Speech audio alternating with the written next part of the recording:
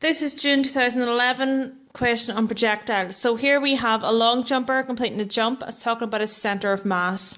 So on takeoff, a centre of mass is 1 metre above the ground, and on landing, a centre of mass is 0.4 metres above the ground. So the first part of the question is to sketch the path of the centre of mass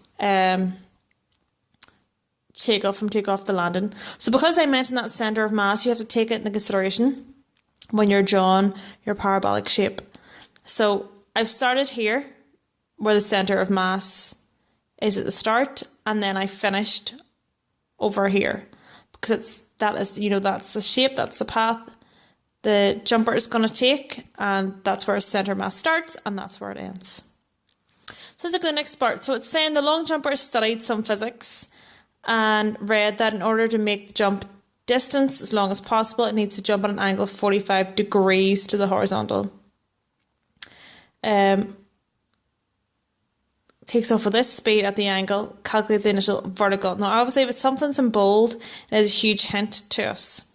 So we're looking at the vertical components, so anything that's away, my awful angle, that is the speed. We need to resolve it into the vertical and horizontal components. So with the vertical, we know it is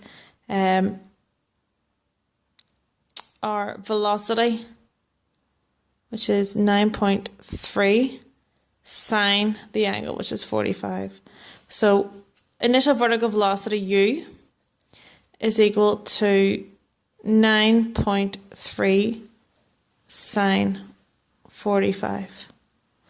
When we type that in your calculator, you should get an answer of about 6.6.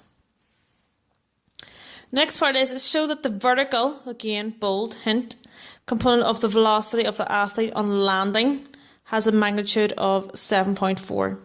So if we look up here, whenever anything's thrown or jumps or whatever, you reach a maximum height. A maximum height, you stop so that you can change direction, then start falling back down towards the ground or wherever. So if we're looking at the landing, we're talking about the second half of the jump.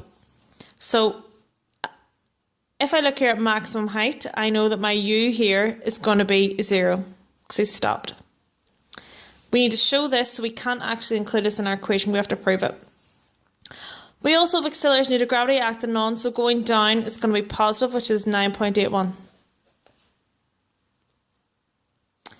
And we want to show v. So we don't really have a lot of information. So what we can do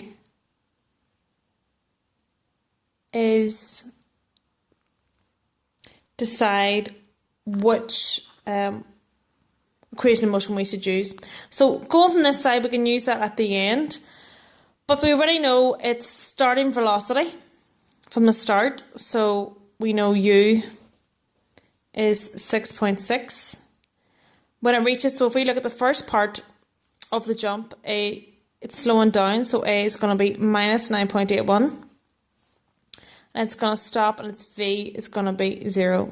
So that's second half, first half.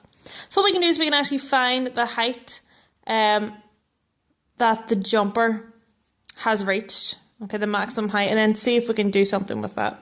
So I'm going to put in my u, so look at the first half here, is 6.6. A is minus 9.81. V is equal to 0. S, we don't know. So we can just use equations of motion, because vertical components are about. V squared equals u squared plus 2as. Rearranging it for s. So at the minute, it's been multiplied by 2 and a. I'm going to leave that for now. But we're doing adding on u squared, so we can just take that away. And obviously now we have to divide by the 2a to get s by itself.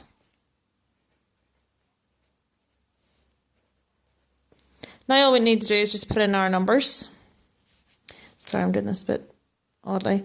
0 squared is 0. Take away 6.6 squared, because that was our u, divided by our minus 2 times 9.81. And when we do that, we actually get our S value to be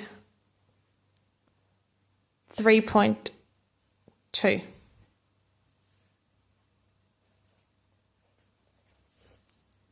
Okay, so this whole distance here from maximum height to the ground is 3.2. However, whenever we are going back down, we know that its centre of mass stops at 0.4 metres above the ground. So then we can find the total distance centre of mass travels, but then we take away some. So now we're going to be looking at the second half because that's what we want, the landing velocity.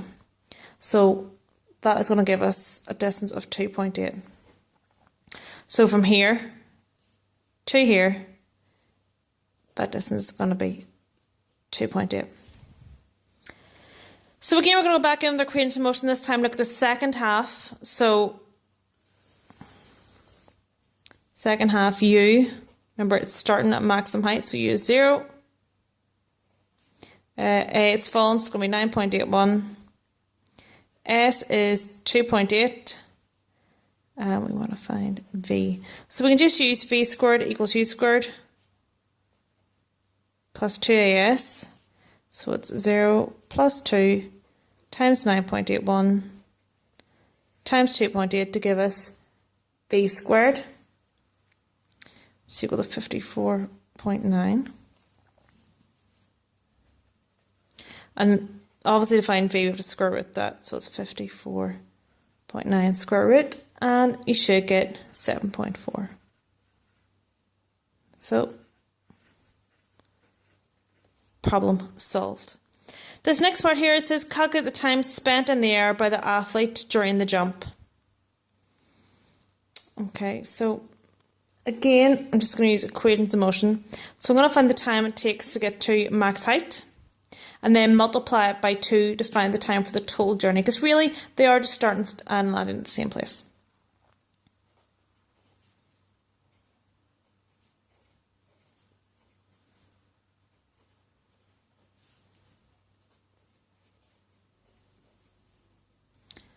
Okay.